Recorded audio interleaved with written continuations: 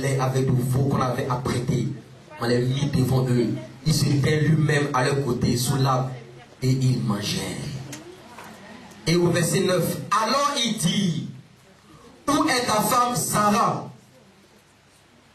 Il répondit, elle est là, dans la tente. Et l'un d'entre eux,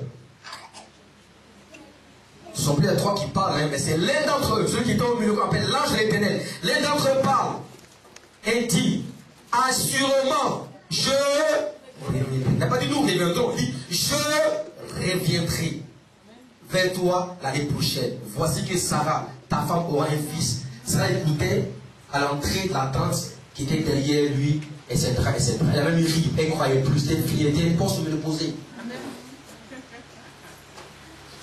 Voici quelqu'un qui attend une promesse depuis 24 ans. 24 ans, il attend la promesse de Dieu. Est-ce que tu as menti? Non.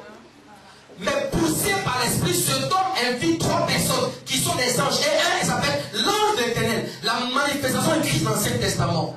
Il le fait manger, il mange, il boit. Et il dit maintenant où est ta femme Sarah? Cet homme a vu le besoin d'Abraham. C'est que dans le ciel écrit qu'Abraham aurait un fils. Avec sa femme Sarah, et que ce fils serait la personne par qui Dieu passerait par accomplir la promesse de Dieu. Quand il mange, il prophétise. Il dit, je reviendrai vers toi, car certainement l'année prochaine, ta femme aura un enfant. Abraham a chaîné la loi de l'hospitalité. Il a reçu la réponse qui était attendue. On voit plus tard, la femme tombe enceinte et la femme vient au monde. Donc Isaac est le résultat de la loi de la sémence et de la moisson. Maintenant, regardez comment Dieu procède. Quoique la promesse ait été réalisée, ce même Dieu dit maintenant à Abraham, prends le fils de la promesse, ton unique, et livre-moi en sacrifice.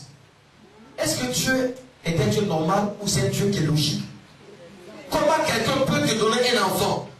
Tu as attendu pendant des années. Après, il te dit, quand la femme commence à avoir 18, 20 ans, 21 ans, pour donner un garçon, il te dit, va le tuer. C'est très bizarre. Voilà. Nous sommes en relation avec Dieu qui a des principes que nous devons pouvoir découvrir.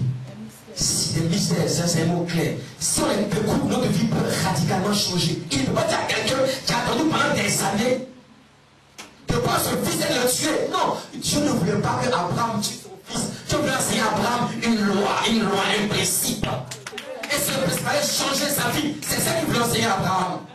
Abraham perd son fils en pleurant, il était complètement, il était anéanti. En partant, il ne riait pas. On n'apporte pas les offrandes en chantant, ça fait les financeaux. Il dit ceux qui s'aiment avec larmes, moissonneur avec chant d'allégresse. Il partait avec son fils, le fils de la promesse. Parce qu'il disait, mais qu'est-ce qui va se passer? Le fils était là. Et heureusement, son fils était très poli. Parce qu'Abraham était fidèle depuis 200 ans. Son fils de loup le taclait et le chifflait et le frappe comme un enfant qui a 20 ans, et bien vieillard depuis 200 ans. Qu'est-ce qu'il a marché? Elle a le cogné, elle a donné beaucoup. Il a fracassé la gauche, il a fracassé les mâchoires, il a cassé ses dents, et puis il fuit. Alléluia. Mais Isaac était obéissant. L'offrande doit toujours obéir à ce qui a pour l'offrande. Alléluia. Et pendant qu'il veut prendre le fils, il prend le couteau et il veut faire le sacrifice suprême. Dieu le dit, ça suffit comme ça. Je vois que c'est maintenant que tu m'aimes. Je vais attirer votre attention sur quelque chose qui est important. Quand vous lisez la Bible dans le chapitre 12, 13, 14, 15, 16, 17, 18, 19, 20, 21, tu as dit à Abraham, tu seras fécond, tu seras prospère, tu seras élevé. Ta nation va être puissante. Toutes les promesses ont été dites à Abraham plusieurs fois. Mais quand vous lisez le chapitre 22 de la Genèse, il y a une phrase que Dieu n'avait pas auparavant prononcée à Abraham. Abraham a montré la capacité qu'il avait d'apporter son fils comme sacrifice suprême. Dieu dit à Abraham, je sais maintenant que tu m'aimes. Il dit c'est maintenant. L'adjectif des temps, adjectif de temps, il dit c'est maintenant.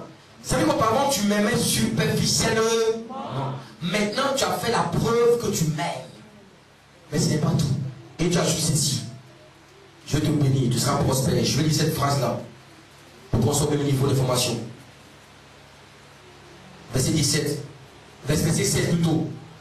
Il dit, je le jure par moi-même, au roi de l'Éternel, par parce que tu m'as fait cela et que tu m'as revu ton fils, ton unique, je te connaîtrai de bénédictions.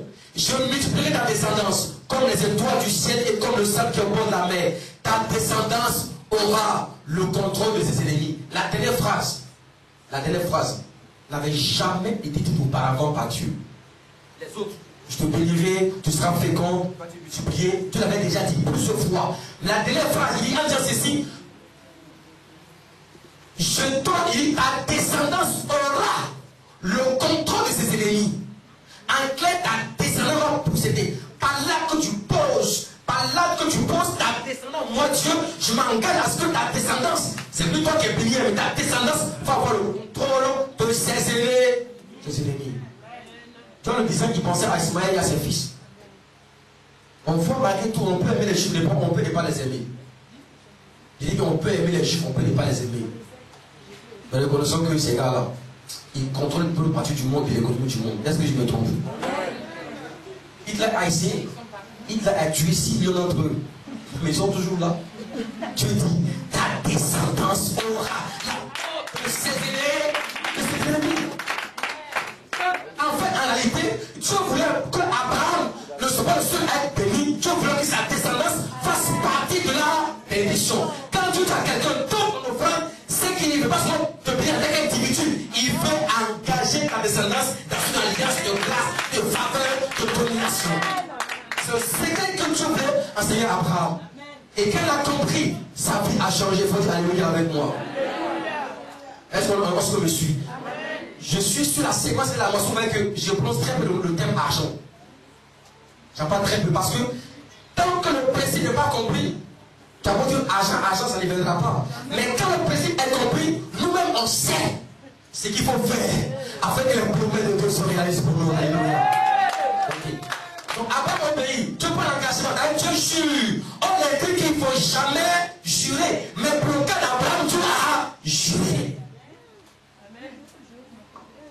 Le Dieu d'Abraham s'est manifesté à l'égard d'Abraham comme le Dieu de la sémence et de la moisson. On peut parce que si s'arrêter là, que non. Au chapitre 26, avec Isaac, il y a eu un temps de crise et de famine. Isaac a voulu aller quelque part, les Égyptiens dit ne bouge pas, reste dans ce pays-ci. Isaac a sémé, il a investi, il a travaillé. Et Dieu a dit que tes biens que tu sèmes, la sémence c'était plutôt dans le sens d'investissement. Chapitre 26. Ces biens ont commencé à multiplier. Mais au chapitre 28 de Genèse, je saute à cause du temps, je saute vraiment, je vais en galop. Au galop.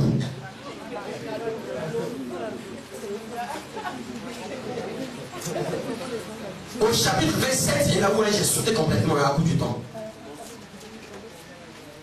Isaac est devenu vieux. Vous voyez que Isaac est le fruit de la sémence et de la moisson. Isaac est devenu vieux. Et regardez ce monsieur, ce vieillard, ce patriarche, qui est aussi prophète, dit à son fils, son fils aîné, Isaïe. Il dit à Isaïe, il appelle certainement un matin. Je suppose que c'est un matin. Il dit, va me tuer un gibier comme je l'aime. Je vais le manger afin que mon âme te bénisse. Mon âme te bénisse. C'est dans vos Bibles. Ce homme qui est le fruit de la sémence et de la moisson, ce homme qui est patriarche et qui est prophète, savait qu'on ne peut pas bénir un fils si son fils n'a pas sémé la vie de son père. C'est un principe. Mais écoutez-moi bien, Isaac était riche, oui ou non? Il était riche. Lisez chapitre 25 de Genèse. Abraham lui a donné toute sa richesse. Les enfants d'écriture, les mendiants, tout ça, ils n'ont vu que quelques brides. Donc, Isaac était riche. Vrai ou faux? Avait-il besoin de manger à donner son fils avant de le bénir? Logiquement, réfléchissez. Non, réfléchissons logiquement. Avait-il besoin que son fils, qui est un garçon, lui fasse à manger afin que lui, le patriarche, le bénisse? Il avait des serviteurs à sa disposition.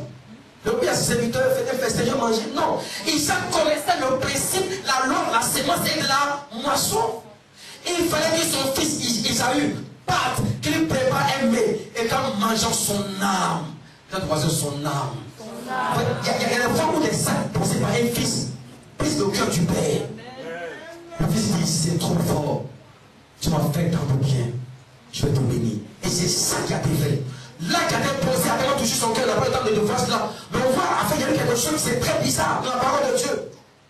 En fait, sa femme, Rebecca, a reçu l'information. Le temps nous manque, mais ce n'est pas grave.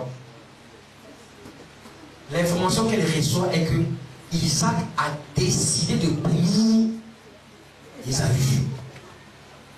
Alors il dit à son fils, Jacob qui était aimé, va faire, il lui montre un peu comment il faut faire tout cela. Il fait l'aimer. Je fais une parenthèse, quelqu'un peut être choqué par le fait que Rebecca a joué à un jeu bizarre. J'aurai l'occasion de le dire sur ce si le temps nous le permet. Mais il le fait, il fait ce acte. Et Jacob prend les habits de son frère Ésaü. On se demande comment les habits sont trouvés dans la maison de leur père. Ésaü était déjà marié. Il prend les habits, il lui apporte. Son père commence à t'intriguer. Il dit, je sais, c'est bizarre. La voix est la voix de... Non, la voix est la voix d'Ésaü. Mais la peau ressemble à la peau d'Ésaü. Et dit Jacob. De Jacob. La voix est la voix d'Ésaü. La voix est la voix de Jacob. Très bien, vous suivez. La voix est la voix de Jacob. Mais la peau semble être la peau d'Ésaü. Il n'a pas prêté attention. Il a été voilé un instant. Vous voyez, quand Dieu est avec toi, il voile les circonstances en ta faveur. Celui qui a une voile de signature, il ne comprend rien, il est voilé et puis il accepte ton affaire. Alors, qu'est-ce qui se passe? Il mange le précédent tout, et puis il ajoute. Il a ajouté du vin. Quand il ajoute, est-ce qu'il ajoute maintenant? Ah, c'est très fort. Verset 28. Il dit que Dieu te donne la rosée du ciel. Amen. Et des réseaux de la terre. Tu plais et tu veux nouveau en abondance. Que tes peuples te soient asservis et que tes nations se prosternent devant toi. Sois le maître de tes frères et que tes fils et ta mère se prosternent devant toi. Mon Dieu soit celui qui te maudira et Dieu soit celui qui te bénira. La parole est sortie et Isaac bénit son fils. Quand Isaïe revient, il lui dit, c'est trop tard. Jésus bénédiction, c'est trop tard. Vous voyez, Isaac savait qu'on ne bénit pas un fils par hasard. Est-ce qu'on bénit les fils qui sont intellectuels, respectueux et révérencieux? Est-ce qu'on les bénit? Jamais. Jamais. On bénit les fils respectueux. Parce qu'on sait que son cœur est touché. On a des enfants, hein, mais parmi les enfants, il y a toujours un qu'on aime plus que les autres. Un, c'est vrai, c'est fou. Donc, dites-moi. Dites-moi. Est-ce qu'on aime les enfants multiples? Ils sont sortis de votre sein, non? Mais pourquoi vous faites des préférences? Ça me compte du comportement de caractère. Et quand on arrive ma fille, elle a 9 ans, le CM2, elle a porté une fleur, il dit, pour me faire papa. Il dit, assure, je vais pas pleurer. Il dit, mais qui lui a appris qu'il faut donner une fleur à la fête de papa? Ça, quand ça va grave, je vais le rappeler. Ça m'a touché. Je m'en souviens encore comme c'était hier. La sémence de la vie d'un mec libère la grâce et la faveur. C'est un principe, on peut les voir, si on veut, c'est un principe, c'est un principe. Et il a prononcé ces paroles. Isaac était béni. Quand ils avaient venu, c'était trop tard, c'est pas tout. Vous voyez, pourquoi Isaac n'a pas été béni? C'est parce qu'au chapitre 27, Ésaü avait déjà renoncé au droit d'aînesse. Il avait méprisé le droit d'aînesse. Il avait méprisé la parole de Dieu.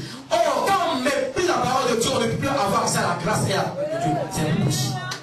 C'est plus possible. Donc, quand Ésaü avait méprisé son droit d'aînesse pendant la nourriture, il a dit à son frère, ça me sert à quoi cette histoire de droit d'aînesse? Prends le don à manger. Et ainsi, il avait été disqualifié. C'est pas plus tard, la bénédiction s'est reposée non pas sur Ésaü, mais sur Jacob, sur lequel il y avait la faveur et la grâce de Dieu. On peut avoir la grâce et la faveur de Dieu quand on obéit au principe de Dieu. Et plus tard, Jacob est devenu Israël. Alléluia. Le Dieu d'Abraham, le Dieu d'Isaac et le Dieu de Jacob. Ce n'est pas tout. Au chapitre 28, Jacob va se rendre à la base.